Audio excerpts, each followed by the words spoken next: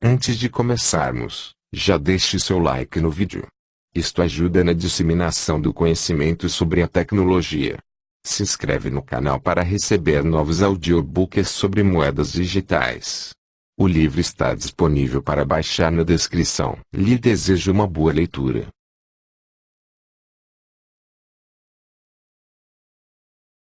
Capítulo 5. A liberdade monetária e o Bitcoin. A moeda não foi gerada pela lei. Na sua origem, ela é uma instituição social, não estatal. Karl Menger, On the Origins of Money. Dinheiro é um fenômeno do mercado. O que isso significa?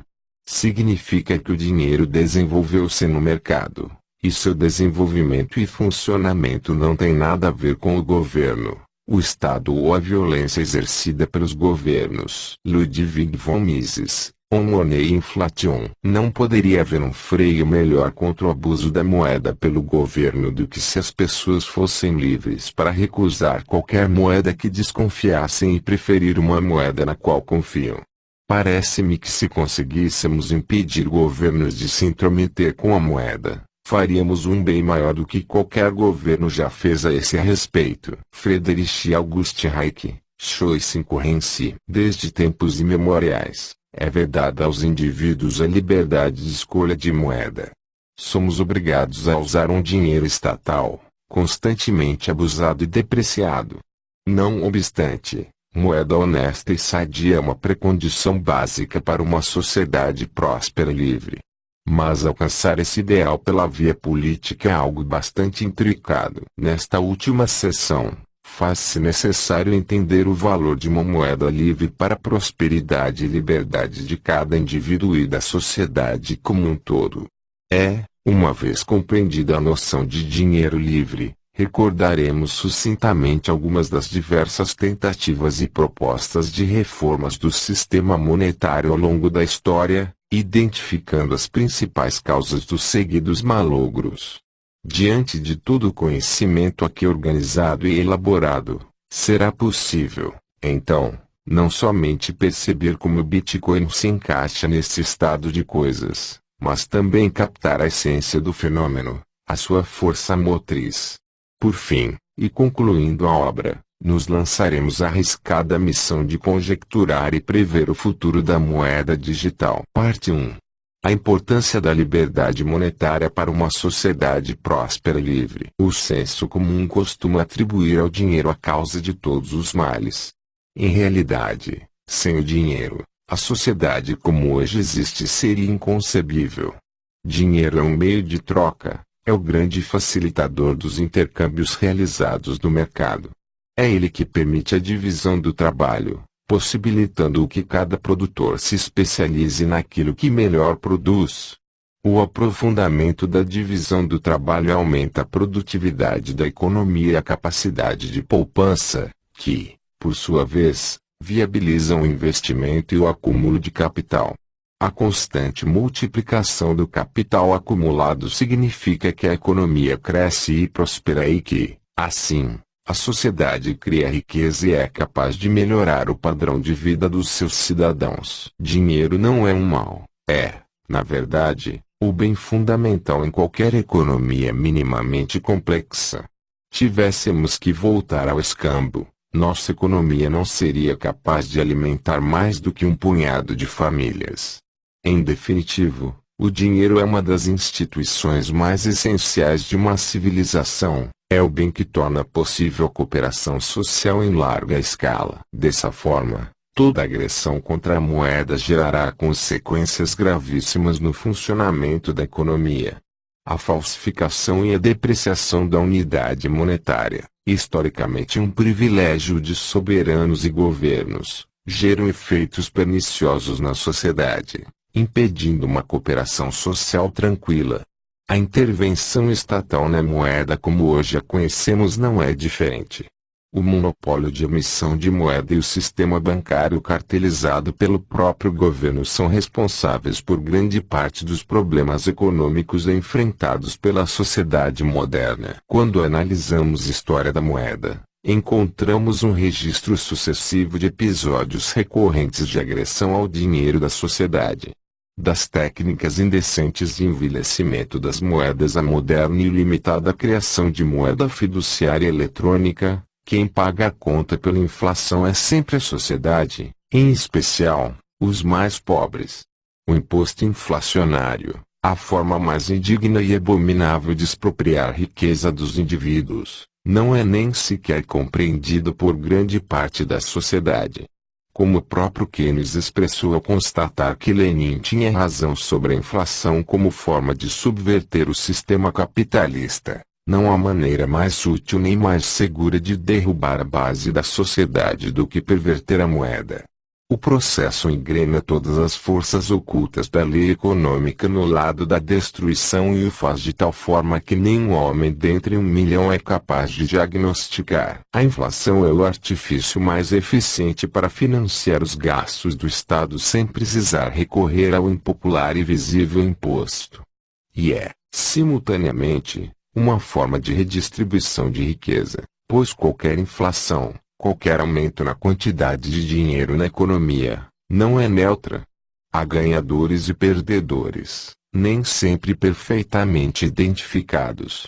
Enriquecem aqueles que primeiro recebem a moeda recém-criada, porque são capazes de adquirir bens e serviços aos preços ainda correntes. Estes são os recipientes mais próximos do dinheiro novo, como políticos, servidores públicos e as empresas dos setores ora beneficiados pelo gasto público. Empobrecem aqueles que por último recebem a moeda de nova criação, porque, após ela circular pela economia, o aumento da oferta monetária conduzirá necessariamente a uma diminuição no seu poder de compra, ou, o seu corolário, a uma elevação generalizada dos preços. Quem são esses perdedores? Quem depende de um salário fixo ao fim de cada mês. Normalmente, os mais pobres da sociedade, que, quando do recebimento de seus proventos, não mais poderão obter o que o seu dinheiro antes comprava. A inflação é a causa principal da desigualdade em um país. E quanto maior sua intensidade, piores suas consequências. Não há dúvidas de que grande parte da desigualdade social brasileira reside justamente na emissão descontrolada de moeda nas décadas passadas, quase sempre sob os mantos intocáveis da industrialização, das políticas sociais e do assistencialismo. Moeda sadia não faz parte da cultura e história luso-brasileira. No Brasil, a perversão da moeda é norma histórica e princípio nuclear da política social. É verdade que o Plano Real nos propiciou um mínimo de civilidade monetária, mas, ainda assim, em grau aquém do desejável quando comparado ao de países desenvolvidos. O caso brasileiro, singular e com poucos paralelos pelo mundo, é o que Mises denominava de inflação simples, em que a emissão de moeda ocorre essencialmente com o propósito de financiamento direto do Estado. A gestão monetária é nitidamente uma atividade política. Nesse arranjo, o aumento da oferta monetária gera principalmente uma diminuição do poder aquisitivo da moeda, com efeitos secundários na atividade econômica. Entretanto, a inflação hoje em dia é gerada de forma mais complexa e envolve bancos centrais e todo o sistema bancário. E embora ela também sirva como fonte de custeio fiscal, essa função é indireta e um tanto imperceptível. Bancos centrais relativamente independentes, embora existam somente com amparo legal e a maior parte de seus incumbentes seja indicada politicamente, controlam a oferta de moeda de forma monopolística, regulando e supervisionando todo o sistema bancário. Essa é a ordem que vigora em quase todos os países modernos. A consequência não intencionada são os recorrentes ciclos econômicos, episódios de auge e recessão em que a atividade econômica é artificialmente fomentada, gerando uma falsa prosperidade que contém as sementes de sua própria destruição. O caso mais recente, a crise de 2008, é um perfeito exemplo da ingerência estatal da moeda conforme estruturada no presente. Embora possamos considerar essa ordem monetária superior à simples emissão de moeda pelo Estado em seu próprio direto benefício, ela é igualmente instável e insustentável.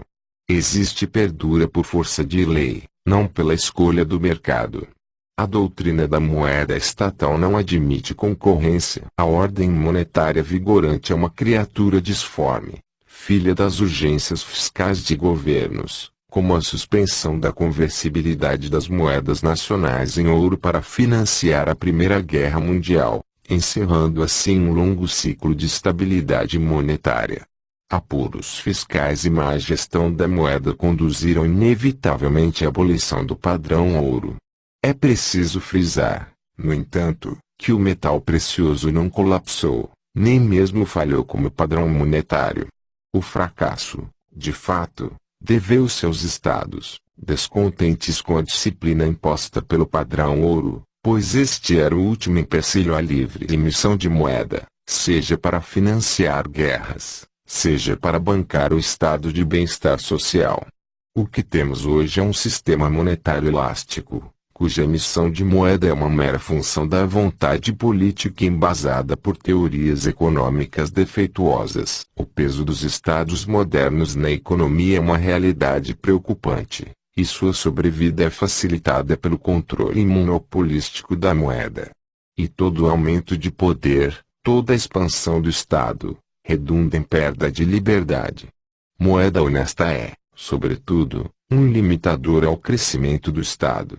É uma forma de impor disciplina a um ente indisciplinado por natureza. Contudo, os efeitos de uma moeda estatal não têm reflexo somente no crescimento do poder do Estado.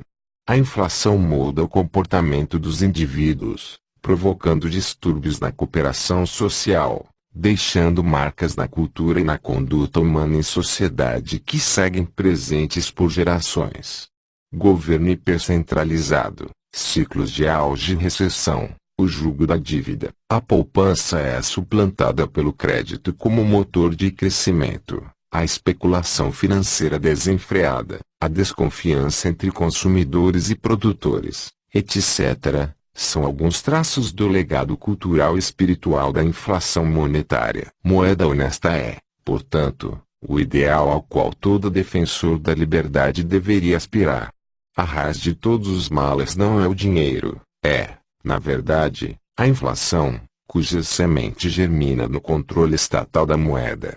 Liberdade monetária significa a liberdade de escolha de moeda, significa também liberdade de produção de moeda em um ambiente de livre concorrência. Como Hayek postulou há quase 40 anos em defesa da livre produção de moedas privadas, um bom dinheiro só pode surgir do interesse próprio, e não da benevolência.